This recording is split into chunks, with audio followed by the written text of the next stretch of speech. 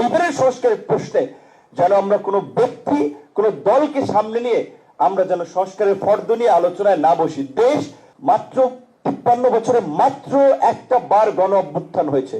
গণ অভ্যুত্থান আমরা যুগে যুগে ৫ বছর পর পর ঘটাতে পারবো না। এই ছাত্র জনতা নাগরিক আমরা যেটা চাবো সেটাই হবে। কোন রাজনৈতিক দলের কাছে তো আমরা সংস্কার ঠিকাদারি দেই নেই। জাফরুল্লাহ চৌধুরী আমাদের মাঝে নাই, তার প্রতি আমাদের শ্রদ্ধা। আমাদের এই অগ্রযাত্রায় তিনি একজন বৃদ্ধ তরুণ ছিলেন, সেটা আপনারা দেখেছেন। তো সেই সময়ে একটা বিবৃতি কোনো ঘটনায় দেওয়ার জন্য যে ছাত্রদের উপরে হামলা হয়েছে কিংবা ছাত্র শিক্ষক অভিভাবকদের একটা প্রতিবাদ সমাবেশ হবে, আজকের অনেকে অ্যাডভাইজার আছেন, তাদেরকে ইনভাইট করেছিলাম।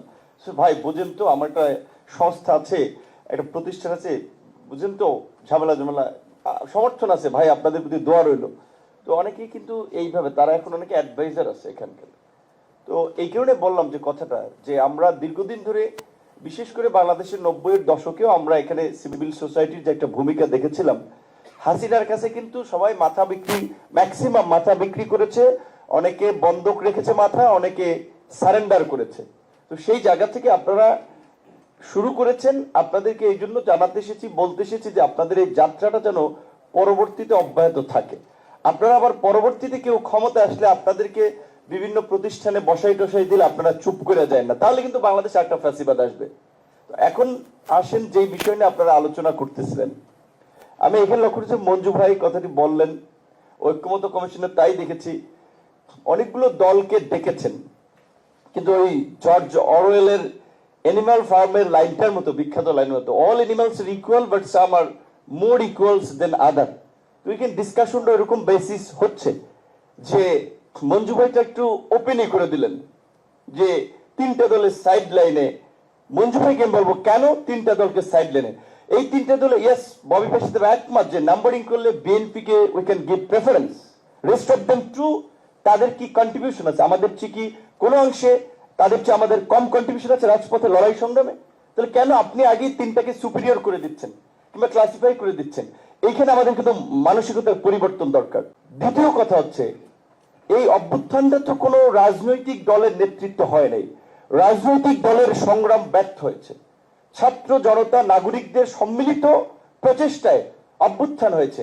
কাজী আজকের যে আমরা যে সংস্কারের কথা বলছি, এই ছাত্র জনতা নাগরিক আমরা যেটা চাবো সেটাই হবে। কোন রাজনৈতিক দলের কাছে তো আমরা সংস্কার ঠিকাদারি দেই নেই, নাকি সরকার টেন্ডার করে দিয়েছে ওটিএম বা ডিপিএম এ যে এই দল করবে, আমরা কিন্তু দেই নাই এবং আমরা দেব না। যে জন্য আমরা বলছি আজকে যে আপনারা বলছেন এইখানে আমরা যদি ইফেক্টিভ আলোচনা করতে যাই, যেমন হ্যাঁ বিশেষ করে কোন দল কিংবা যদি একটা বিশাল জনগোষ্ঠীর প্রতিনিধিত্বকারী কোনো সংগঠন হয়, তাদের ভ্যালিড কোশ্চেন থাকলে সেটাকে অ্যাড্রেস করা যায়। সেই ক্ষেত্রে যদি দ্বিকক্ষ বিশিষ্ট সংসদ কার্যকর হয় এবং আপার হাউসে যদি সংখ্যানুপাতে রাজনৈতিক দলের ভোটের অনুপাতে প্রতিনিধিত্ব নিশ্চিত হয়, সেই ক্ষেত্রে এনসিসি আমি মনে করি এনসিসি না থাকলেও হয়। বা তার আগে আপনাদের দলগত অবস্থানটা কি? আপার হাউসে কি পিআরই আপনারা চান? 100%, মানে এটা নিয়ে একটু ডিবেট করলাম আমরা।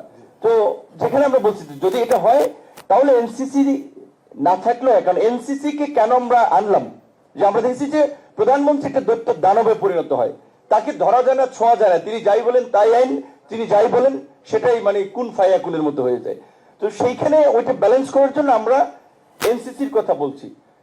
সেখানে কারা কারা থাকবে সেটি ইতিমধ্যে আলোচনা হয়েছে। সেখানে প্রোটোকলে প্রেসিডেন্টের সেখানে থাকাটা সবকিছু আপনাকে এভারেজ আলুর ভর্তা বানাইতে চাইলে ওইটা হয় না। চিফ জাস্টিস প্রোটোকল কিংবা ডেকোরামে কোনোভাবে ওইখানে যাওয়া উচিত না। তো সেই জায়গা থেকে যেটা বলছি, যেহেতু আমরা ভারসাম্য পাওয়ারের ব্যালেন্স করার জন্য এনসিসি কিংবা ডাবল চেম্বার বিশিষ্ট পার্লামেন্টের কথা বলছি, যেহেতু আমরা আনুপাতিক হারে এটা করতে চাই, দ্বিকক্ষ বিশিষ্ট সংসদের প্রশ্নে অধিকাংশ দল একমত এবং পিআরের ক্ষেত্রেও 2-3টি দল ব্যতীত তারাও প্রকাশ্যে বলে না যে তারা দ্বিমত, কিন্তু আমার মনে হয় আলোচনার লাইনে আসবে। সেই ক্ষেত্রে এনসিসির প্রশ্নে তাহলে আমরা ছাড় দিতে পারি কিছুটা ক্ষেত্রে, কারণ এনসিসির অনেকগুলো কাজ চাইলে আপার হাউস দিয়ে করা সম্ভব হবে। এখন এইখানে আরেকটা বিষয়, আপনারা এখানে গণমাধ্যম আছেন, সুশীল সমাজ, রাজনৈতিক দলের নেতা আছেন, যেইভাবে টেলিভিশনে কিংবা বিভিন্ন জায়গায় এখনই পোট্রে করা হচ্ছে, মঞ্জু ভাই বলছেন যে মনে হচ্ছে যে কেউ কেউ গভর্নমেন্ট ফর্ম করেছেন, কাজে তার ক্যাবিনেটের ডিসিশন ওইটা ধরে আমরা ডিসকাশন করতেছি। 91 ইতিহাস তো আপনাদের নিশ্চয়ই মনে আছে। Awami League is coming to power, এটা সর্বোচ্চ আলোচনায় ছিল। তো পরে কি হয়েছে? আওয়ামী লীগ কিন্তু গোল্লা মেরেছে। ঠিক আপনার ভোটের রেশিওটা ছিল 30-31%, 2001 সালে ছিল 40 এবং 41%। আপনারা যারা ভাবছেন কোন দল গভর্নমেন্ট ফর্ম করছে, আমি বলবো তারা বোকার স্বর্গে বাস করছেন। ওর বর্তমান জেনারেশন কিংবা ভোটারদের সম্পর্কে আপনাদের সঠিক ধারণা নাই। ভোট হলে দেখবেন কোথায় কি রেভলিউশন হয়।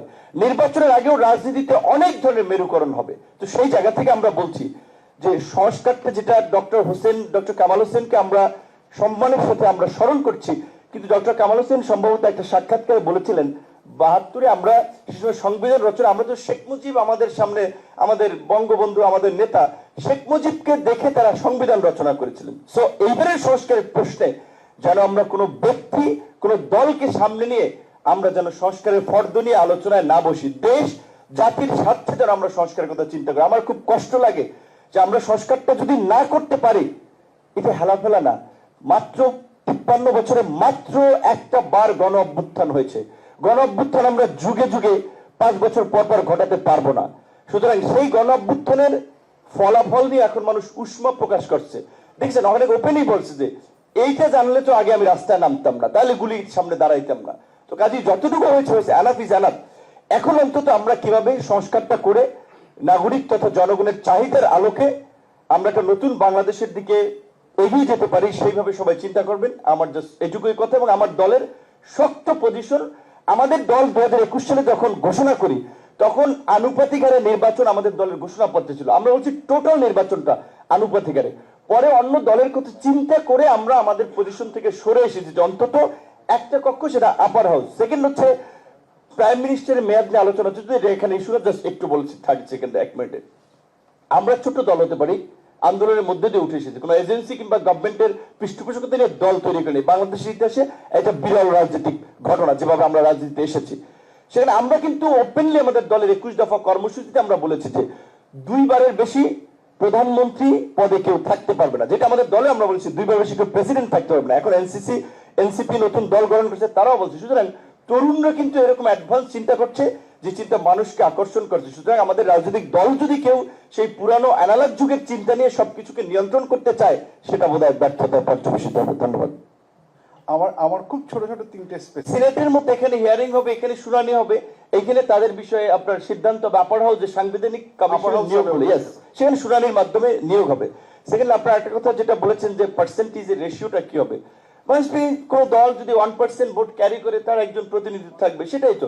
এবং এটা খালেদ ভাই সম্ভবত বলেছিলেন যে এটাকে অন্তত 1% করাটা, এটা দুইটা। আরেকটা কনস্টিটিউশন রাইট। আমি আপনার এই কনস্টিটিউশনাল অ্যামেন্ডমেন্ট, পররাষ্ট্র, জাতীয় স্বার্থ সংশ্লিষ্ট গুরুত্বপূর্ণ বিষয় সহ 4-5টা ইস্যু বলছি, যেটা 2 হাউসই বিল পাস হতে হবে, কনস্টিটিউশনাল অ্যামেন্ডমেন্ট সহ আরো 4-5টা গুরুত্বপূর্ণ বিষয়। জি না, কোশ্চেনটা হচ্ছে অফকোর্স 2 হাউসেই লাগবে। 2/3 নাকি সে, যেটা আবারও বলি, 2/3 বলেছি। বিএনপির পক্ষ থেকে একটা প্রপোজাল আসছে ইনডাইরেক্টলি, যে যাতে কনস্টিটিউশনের ক্ষেত্রে আপার হাউসে নিচে 2/3, লোয়ার হাউস 2/3, আপার হাউসে 51%।